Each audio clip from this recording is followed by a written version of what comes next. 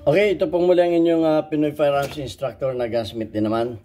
At bago ako bumati at magpasalamat ay gusto ko lang munang basahin ang katanungan ni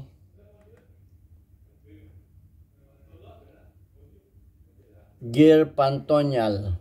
Ang sabi ni Gear Pantonial, Sir, tanong ko lang po, yung ibang 1911 malambot lang ikasa pero yung iba matigas. Alin yung maganda, sir, sa 1911? Yung matigas ikasa o yung malambot? Okay, gusto ko yung tanong kasi sinabi niya yung 1911 na model. Yung iba hindi ko masagot kasi hindi sinasabi kung ano yung baril na gusto nilang na tinatanong nila. Basta sinasabi nila na baril. Hindi sabihin niyo kung anong model at anong brand. Mas maganda kung anong brand at anong model, anong caliber para kumpleto natin masagot. Kaya yung iba nahirapan akong sumagot dahil pinakang mahirap talaga yung mag-diagnose ng sira, kung anong sira. Pero lalo na kung hindi mo alam yung baril na tinutukoy dahil sa napakaraming model ng mga baril at iba-iba naman ang features ng mga yan. So yan, bago natin yung sagutin ay gusto ko lang batiin ang lahat ng isang mapagpalang araw, ano man ang oras dyan. Gabi ba, tanghali o hapon sa mga FW. Mag-ingat po tayo, ingatan natin ang ating kalusugan. Nagbago na naman ang klima at papunta na sa taglamig, uso na po ang sipon na tubo.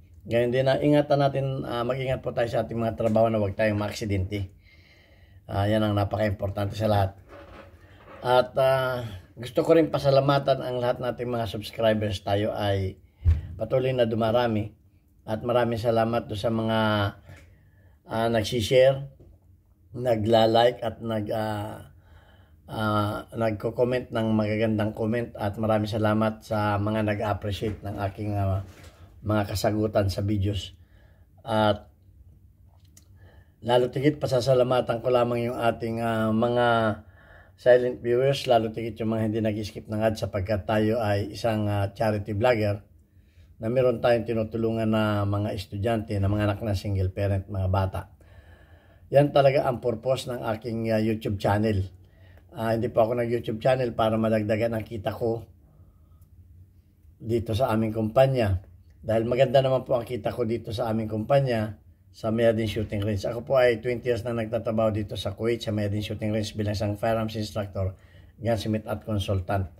So, naisip ko lamang na may mga bata akong tinutulungan ay gumawa ako ng YouTube channel para yung kikitain nito ay para sa kanila ko talaga binibigay. Ayan, at pasasalamatan ko yung mga silent viewers sapagkat nakakatulong sa ating revenue. Ngayon din pasasalamatan ko yung kababayan natin na nagpalipad o nagpadala sa YouTube sa ating premiere videos ng cash. Siya ay taga Virginia, USA. Shout out kay Noli or Noy Pisa America. Malaking tulong yung iyong ibinigay. At may project tayo doon sa isang bata na pagagawa natin ng eyeglasses. So, nakatulong yan na pandagdag. Okay, at maraming salamat din doon sa mga nagpadala dito. Sana may magpadala uli dito sa ating GCash number. Kahit barya-barya lamang, kung tayo naman ay marami na nagtutulong-tulong ay malaki po magagawa niyan at posibleng madagdagan pa yung ating mga bata na mga beneficiaries. Yun po talagang ang aking hangad. Hindi po para sa pansariling kapakanan. Okay, at ang aking pagtuturo ay bonus lamang. So dalawa, nakakatulong ako sa inyo at nakakatulong din tayo sa ating mga beneficiaries. And at sa katanungan ni sino nagtanong? Alin ang mas maganda sa 1911? Yung bang malambot? Yung bang malambot ikasa o matigas ikasa? Ang ibig sabihin niyan ay yung malambot ito o matigas. Okay. Meron tayong mga malambot talagang ikasa. Meron tayong mga lambot ikasa. Bakit meron mga may malambot? Yung iba kasi ginagawang modified o ginagawang ginagawa nilang hybrid. Yung hybrid yung mga binubutasan dito. sa barrel.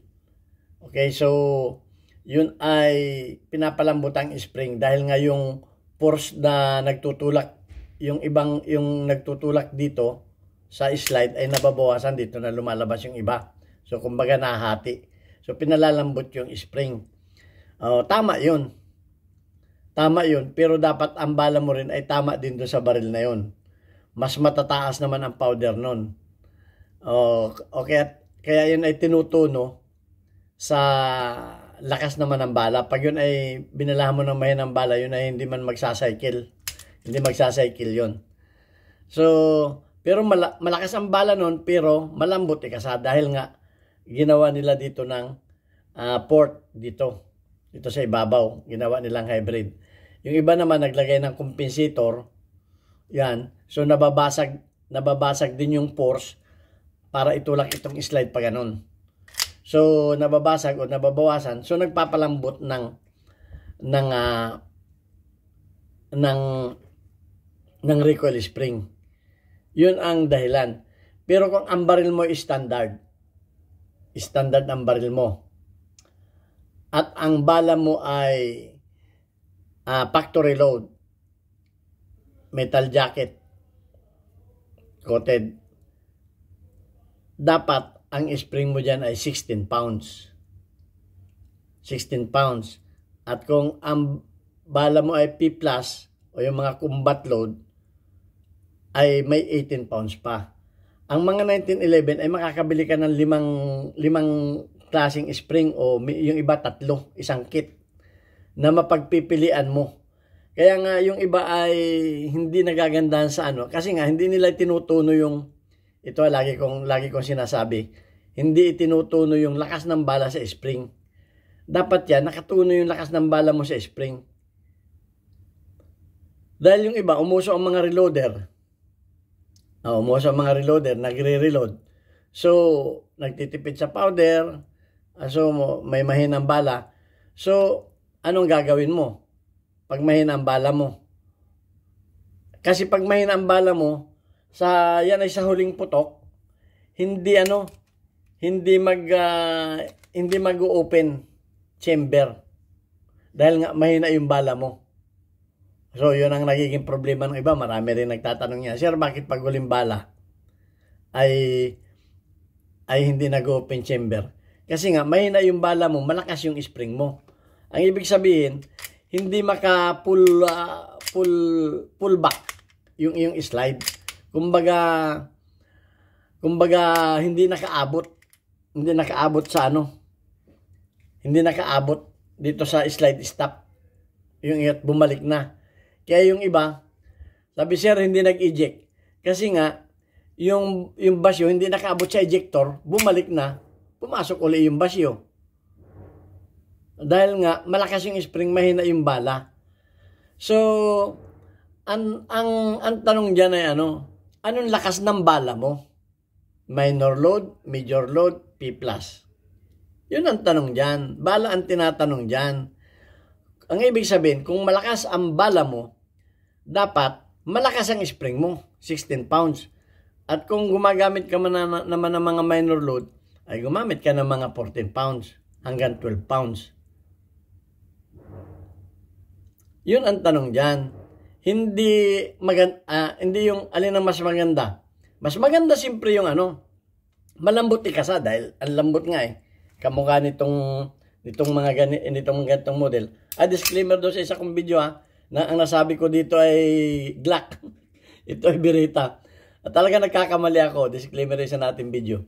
Kasi hindi ko na nire-review yung aking mga videos pagkatapos ko ina-upload ko na yan. So talaga nagkakamali tayo. Sorry doon. Okay, so bakit ito ay malambot? Bakit malambot yan? Papaliwanag ko sa inyo kung bakit. So, sa 1911, ganun ang at sa ibang baril ganun din. Conforme sa lakas ng bala. Kaya nga, bibili ka ng kung ikaw ay may 1911, kung ako, ang ko sa mga may 1911, bumili kayo ng tatlong spring para ma-tune up ninyo dun sa bala na ginagamit ninyo. Pero ang sinasabi ko lagi, 16 pounds ang standard niyan ng recoil spring. Ito yung recoil spring. Kaya nga tinuro, may video rin tayo kung paano natin masusukat yung lakas ng spring. May video na rin tayo dyan, panoorin na ninyo. Hindi ko na ituturo. So, ganun yan. Conforme yan sa bala.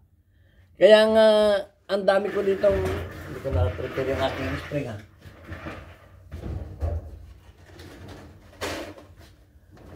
Kaya nga, ang dami kong mga spring eh. Ito mga ginagawa ko lang naman sa mga spring ito eh. Kaya nga ang dami kong mga spring. Para ma-tune up ko. Talagang tune up yan. Kaya yung iba ay pinipintasan nila yung 1911. Kumbaga sa gitara hindi nakatuno. Sino bang magagandahan sa tunog ng gitarang hindi nakatuno? So ganun yan. At kaya naman yan ay dapat din nakatuno. Dahil kung malakas ang bala mo at mahina ang spring mo, ay malakas ang recoil. Bakit? Mararamdaman mo yung sipa nito. Yung sumasagad na ganun, hindi maganda sa baril yun. Yung sumasagad na ganun. Dapat yan, pagdating yan dito ay hindi masyadong malakas na dahil kinontrol dito kinontrol na yan ng spring eh. Kinontrol na yan. Pero kung sobrang lambot yan, gaganon yan at medyo mararamdaman mo yung lakas ng recoil dito. Mararamdaman mo dito pag hawak mo yung baril. Mararamdaman mo yun. So ano ang sisirain sa baril mo niyan? O yan. Okay. Sa mga ganito, ang mga baril kasi may mga locking block yan. Ito yung locking block niya. Ito yung nagko-control ng nakalock kasi yan eh. Nakalock yan. Pag yan ay naka-close, nakalock ito.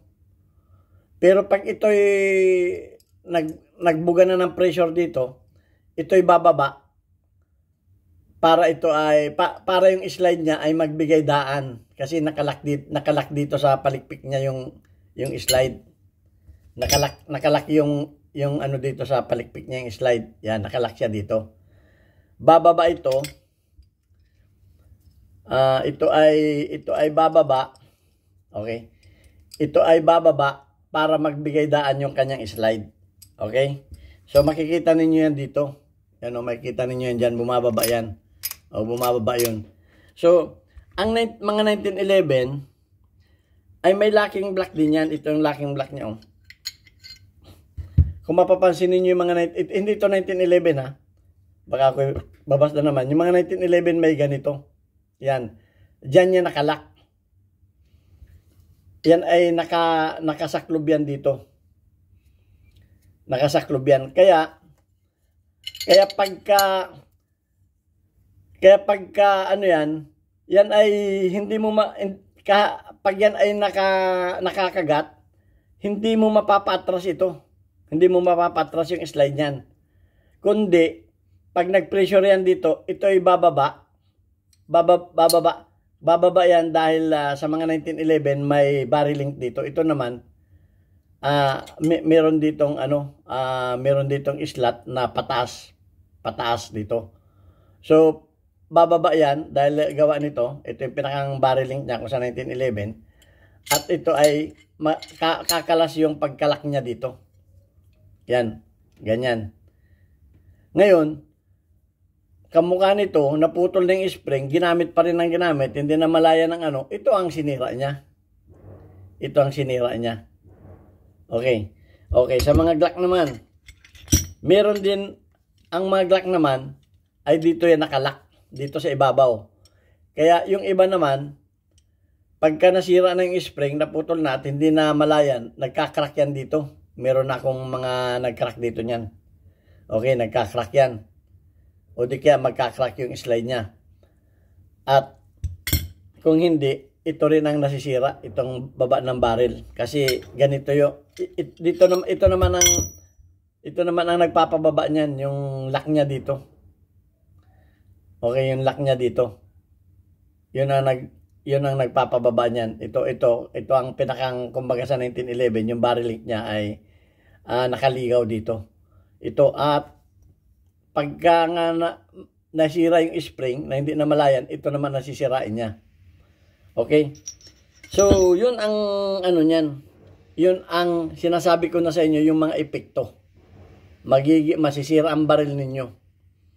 Sa mga 1911, ang masisira niyan ay barrel link. Mura lang naman ang barrel link. Pero magdadamay pa ng iba yan. Ito yung barrel link niya, ito. Itong sinusuotan ng slide stop. Yan.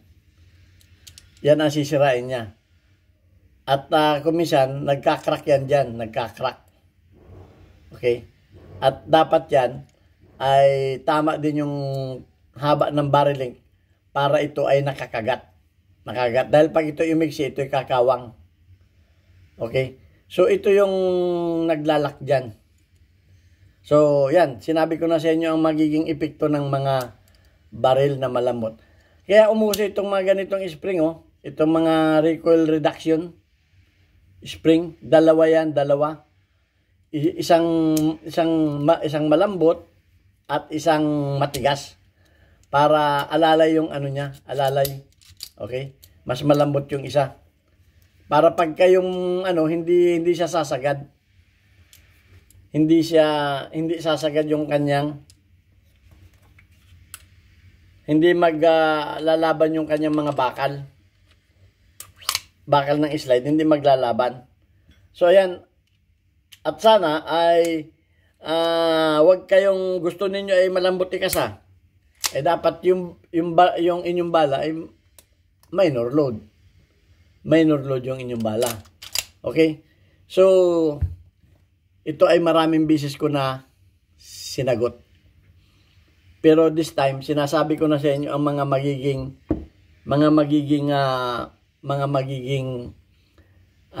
sira ng inyong baril. O, sa mga Beretta, ito masisira. Lacking black o yan, o. Napigtal na yung kabila. Okay? Sa mga Glock, posibleng ganito masira. Yan. Dito, dahil nga sa nasira yung naputol itong recoil spring. Kasi napuputol itong recoil spring. Kaya lagi ninyo i-check yung recoil spring ninyo. Pag naramdaman ninyo parang lumambot, testingin ninyo baka naputol. O di kaya, nagpalit kayo ng malambot na ng malambot na gusto ninyo mas malambot, ayun, masisira ang inyong baril. So, ito ang mga epekto. Pag malakas ang bala, mahina ang spring, masisira ang inyong baril. Masisira ang inyong baril. Pag mahina ang inyong spring at malakas ang inyong bala. Pag naman mahina ang inyong bala at malakas ang spring, ay hindi masisira ang baril ninyo pero magmamalpunction. O, alisan kayo doon. Sa malakas ang spring, hindi masisira ang bala ninyo pero magmamalpunction. O, dapat nakatono, dapat balanse. Okay? Kaya nga may mga pounds yung mga spring na yan eh. Okay, kung kayo ay naglagay ng compensator, okay, magpalambot kayo. Dahil posibleng hindi man yan mag-open chamber. Hindi yan mag-open chamber pag last shot. At posible rin na hindi mag-eject yung bala ninyo pag hindi naka-tune up yan. So, yan ang mga epekto niyan. So, wala yan sa alin ang mas maganda. Malambot ikasa o matigas ikasa. Para sa akin, mas maganda na yung matigas ikasa. Puputok siya, pero maaring magmalfunction. Hindi mag-eject yung bala o hindi mag-open chamber pag pumutok. Pero hindi masisira yung baril mo. Pag malambot naman yung spring mo at malakas yung bala mo, yan, sinabi ko na sa inyo ang magiging epekto sa inyong mga baril. So, yan, dapat nakabalansi. Dapat nakabalansi. Okay, so, pagka pumutok kayo, 16 pounds, at hindi nag-open, kaya ang sinasabi ko checkin ninyo pag naglagay kayo ng ano, checkin niyo kung mag-open chamber sa isang bala lang na nakalasaksak ang magazine.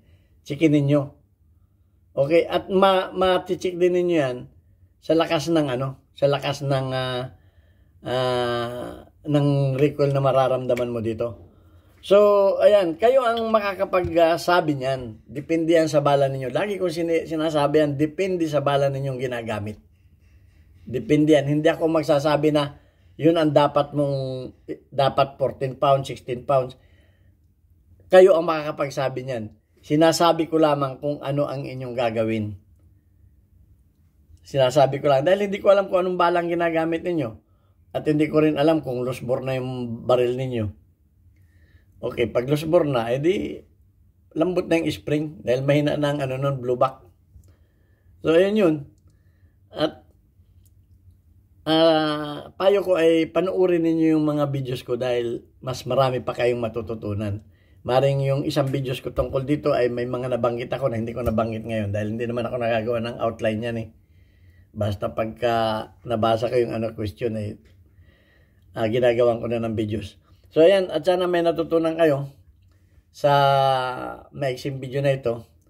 At kung nanonood kayo ng mga luma kong videos at meron kayong hindi naunawaan, pwede niyo itanong uli. Hindi niyo naunawaan yung ganun. So, yan. At babasahin ko lang ngayon yung ating mga, nagpalit na kasi yung yung ating community spotlight. Community spotlight, weekly highlight of your most engaged audience members including your top commenters. Okay, si Tommy Aparachi ay bumalik ng meron siyang 100 plus engagement. Si Alias Baby ay 8 lamang ang engagement. Si Wallace Habis o si Roaldo Ponce ay 53 ang engagement. Si OFW Pinoy ay 1 lamang ang engagement. At si Lorenzo Lindres ay bumalik, 46 ang engagement. Okay, shout out kay Tommy Aparachi, perfect, 100+%. Alias Baby, shout out sa iyo, shout out sa iyo, Wallace Habis, Roaldo Ponce. Kay OFW Pinoy, shout out sa iyo, shout out kay Lorenzo Lindres. Ayan, mag-share lang kayo ng ating mga videos, mag-like, mag-thumbs up, at mag-comment para mapasama kayo sa ating community spotlight. At sana ay marami pang matuto sa ating YouTube channel. God bless us all. Lagi tayong mag-ingat.